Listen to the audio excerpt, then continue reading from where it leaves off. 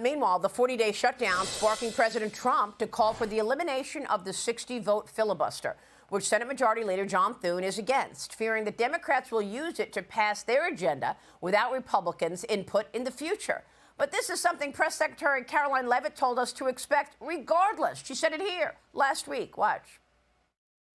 Again, these are radical left lunatics in charge of the Democrat Party today, and they will nuke the filibuster. They want to make Washington, D.C. and Puerto Rico states. They want to pack the Supreme Court. They don't care about our sacred institutions in our country. And so Republicans need to play tough, and they need to play smart, and that's what President Trump thinks.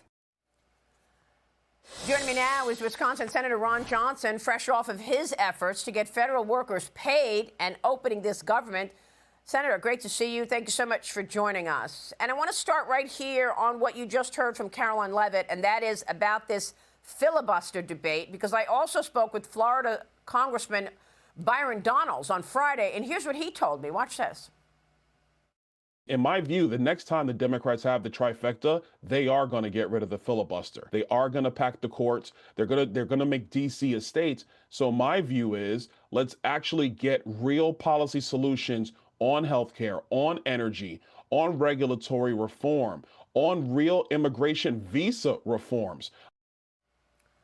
Senator, I realize that most moderates do not want to take away the ability for both parties to work together, but do you expect that the Democrats are going to do it anyway once they return to power? Well, good morning, Maria. Well, you may be talking about Republican moderates. Democrats, we already know they absolutely will nuke the filibuster. They purged the two members that prevented that last time. Every last one of them in the Senate right now is pledged to nuke the filibuster. I can't imagine a Democrat Senate Senate candidate not having to pledge that. So when they gain power, and that's what we need to prevent, they can never gain power again. If they gain power, they'll nuke the filibuster to maintain power. So I agree with President Trump. We've got a lot to accomplish. You can tell by the way they're obstructing. They are keeping government shut because they don't want the economy to do well. They don't want President Trump to get credit for these things. So they will obstruct every good piece of legislation President Trump and Republicans want to pass. So we better act first. That's the bottom line. We will use the 50-vote threshold for good things, to fully secure the border, secure our elections, to hopefully repair the damage done by Obamacare, transition to a system that actually works, have economic prosperity. Democrats will use the nuke the filibuster to maintain their power. It's all about power with Democrats. Well, I mean, you've already changed the rules on nominations, right? I mean, you had to get the nominations, the president's nominations through, and you changed those rules. So, I mean, does John Thune, the leader, not expect the Democrats to nuke it when they return to power?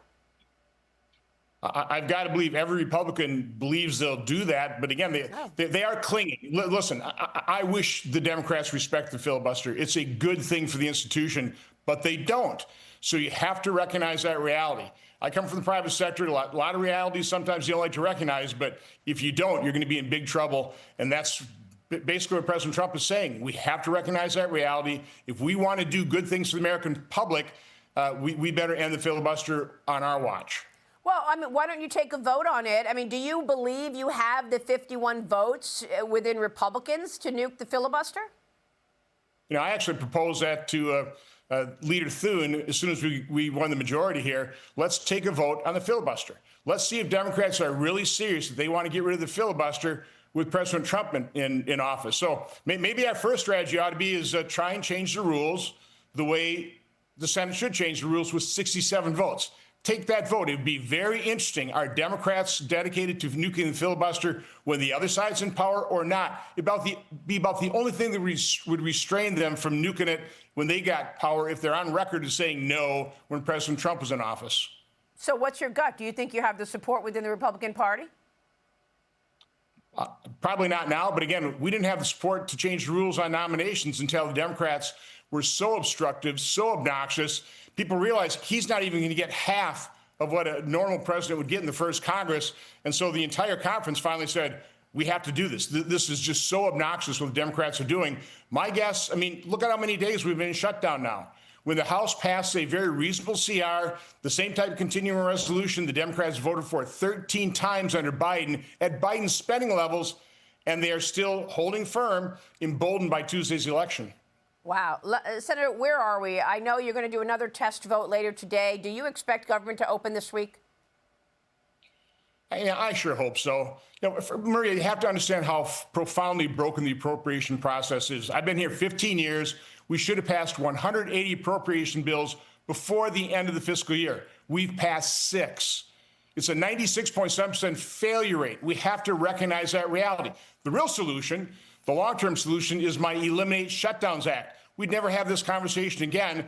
Short-term solution may be my Shutdown Fairness Act, which Democrats have now blocked, I think, 3 times. Let's hope they don't block it if they refuse to open up government today.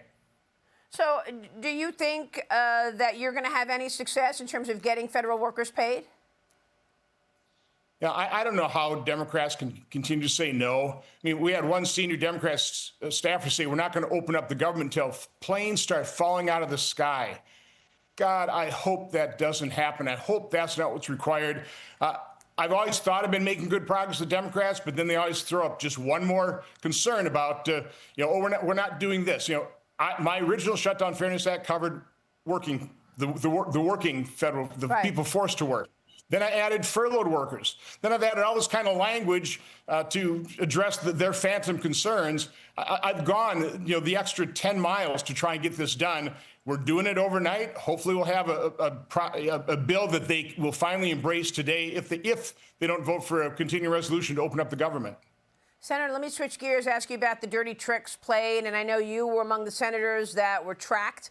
Tell me about Jack Smith's net and how many Republicans he wanted to capture in terms of tracking them. He wanted bank records. He wanted phone records. What happened to you, and how do you see this impacting things going forward? Well, his primary target was President Trump. They almost got him. We want to certainly uncover all the coordination between his prosecution, Department of Justice, what was happening in Georgia and also New York. Now, I know U.S. senators get all upset about the outrageous violation of the separation of powers. There's no doubt about that. I think what I'm most shocked about is the enormous enemies list, the massive partisan dragnet. There were 38 Republicans. I mean, I know most of these people.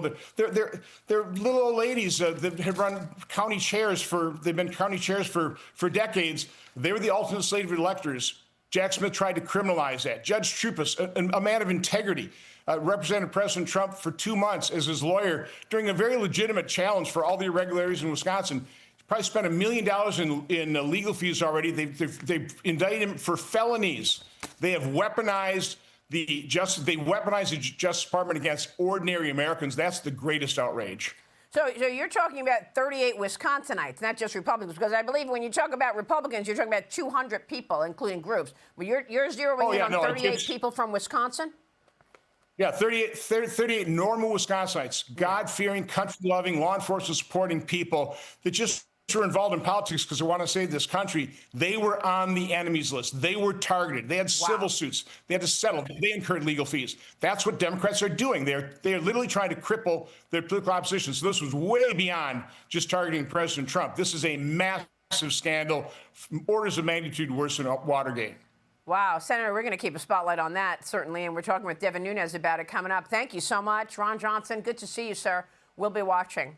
Hey, everyone. I'm Emily Campagno. Catch me and my co-hosts Harris Faulkner and Kaylee McEnany on Outnumbered every weekday at 12 p.m. Eastern, or set your DVR.